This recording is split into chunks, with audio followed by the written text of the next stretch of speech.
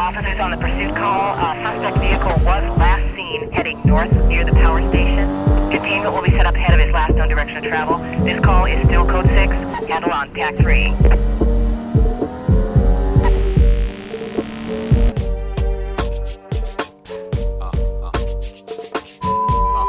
Hey everybody, good morning, good evening, good night, whatever time it may be where you are. I just wanted to put in a real quick update video on everything related to the car, the channel, how, all that stuff. Just for the people that do care. I have had some people ask me on different social media platforms how everything's going. Nothing crazy, just, wondering how things are going, which honestly is pretty cool. I mean, some people genuinely care about the build, the progress, and all that stuff. So I wanted to put an update video on that. For those that have watched my channel and seen the past videos, I think in my last video I uploaded, I had finished getting the S14 tuned so that it can work, start, run, drive, all that stuff. And then I announced at the end of it that I was going to be prioritizing the move because I was moving out of state. I have completed that move. I'm still kind of dealing with the ripples of it right now, just, finishing the relocation, getting everything switched over, job, money coming in, all that stuff. So it'll probably still be a while before I upload any install videos, but I might upload some kind of guide type videos, something like modifications for the RB20 or modifications for the S chassis, kind of going through what I've done so far, maybe summary style type of things. I'm still thinking about that just to get back to uploading in between time. But as you can see, the S14 is in a new location. This is the new garage that has been on the channel that I've been working on. As you can see, I've been doing some stuff over here, some stuff that isn't finished, but we're getting there. So this is actually the first time that I've had a garage directly accessible to me. Every other time that I had a workspace for the 240, I have had to drive at least an hour away to get to the car, which is why a lot of videos took a long time. Driving down and back, that's a 2-hour trip every time I wanted to work on the car, which can get very tedious very fast, especially if you ain't really got that type of schedule or availability. And when it was in U-Haul storages, there would be a time limit on when I had access to it, so I'd have to drive an hour and be there by a certain time, so on and so forth. So stuff like that.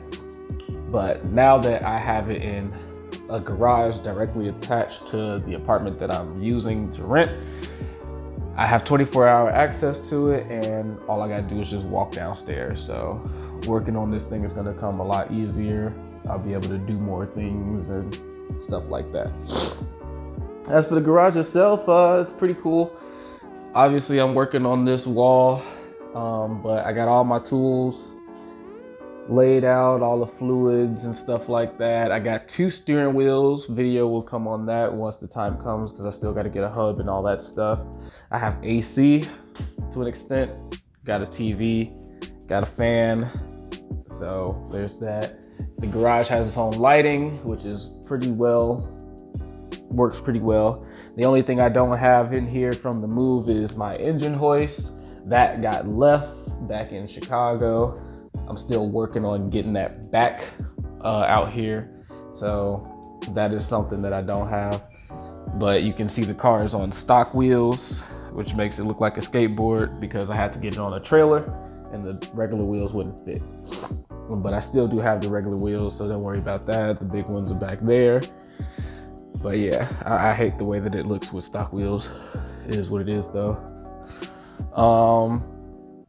But yeah, so outside of that, I am currently now located in Dallas, Texas. So anybody that's out in Dallas, Fort Worth, or just Texas in general, hit me up. More than willing to hang out with other, like-minded people, as long as it's nothing too crazy. We're all good.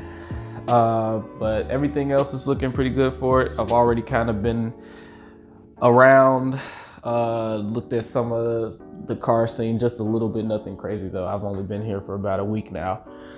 And in that week, I still have went and checked out some tuners. for the RB, for the 240 and stuff like that, so I can know where to go to get the car tuned or retuned. Last time that you guys tuned into the car, it would have got tuned to Sound Performance, and we are making 372, I think, wheel horsepower. Yep, 372. So that was the final tune. Last thing I spent money on for this car right before leaving. So it's currently still using that tune. And then I came out here, talked to a couple of tuners that are specialists with, well, not specialists, but good with tuning RB engines. One place, they have a really nice newish setup and they do some pretty good work. But the other place, they have an older setup, but they've been tuning Nissan RBs for like 30 years. And they actually have a relationship with places in Chicago like AMS Performance and Sound Performance. So they know both of the tuners there.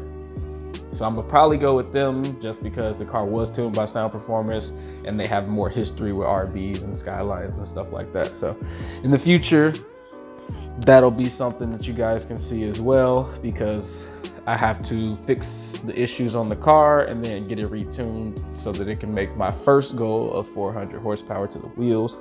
As you've seen, we're at 370, so it's not that much of an issue.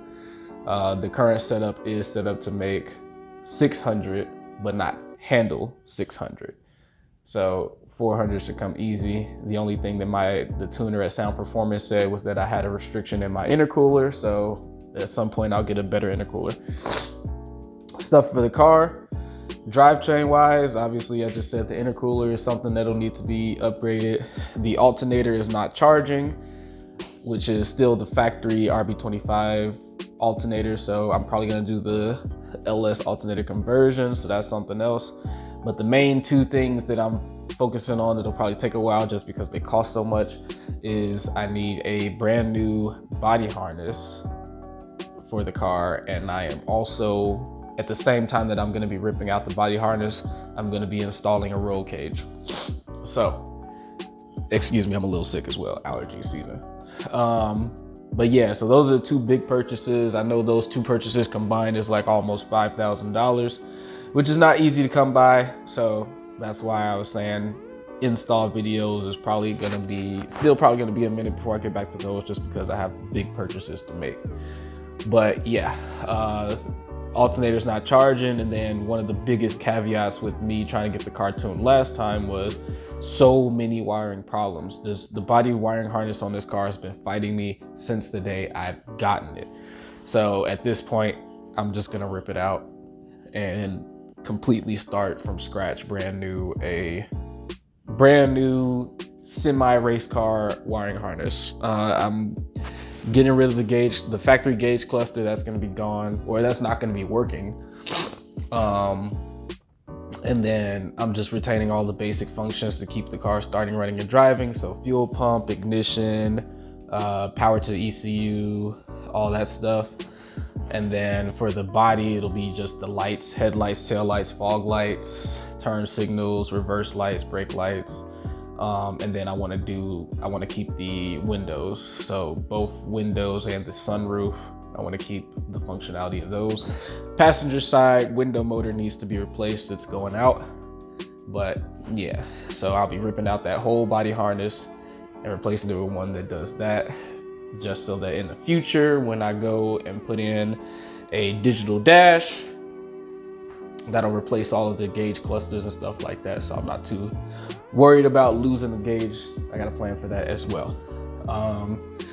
And then the cage is gonna come with it, just because I gotta rip apart the interior anyway to get the body harness out. Might as well put the cage in. So it's a two-part thing. After that, going forward, we still got other ongoing projects. Of course, the body of the car is still under construction by a lot. I still got to figure out what I want to do with the rear bumper. I still got to install side skirts. So the side skirts that I have, these, I don't think I'm going to run those. I think I'm going to sell them and get a different style side skirt that I was looking at. So those might be a little bit different. And then I did finally agree on what over fenders I'm gonna get to double up on these. So with the 355s, this much over fender is not enough to get flush fitment. I have to stack them. So I have found the over fender style that I want to put on top of this one, and then I'm gonna cut it all so that it fits and bondo them together so it's one piece and flush.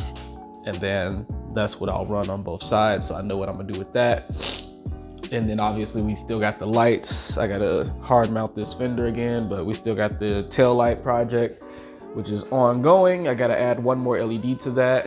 And for those that are just now tuning in and know what stock tail lights look like, there you go, that's the difference right there between what it looked like before and what it's turned into. But yeah, I gotta add one more LED for that, and then that one's good, and then it's just repeat the process.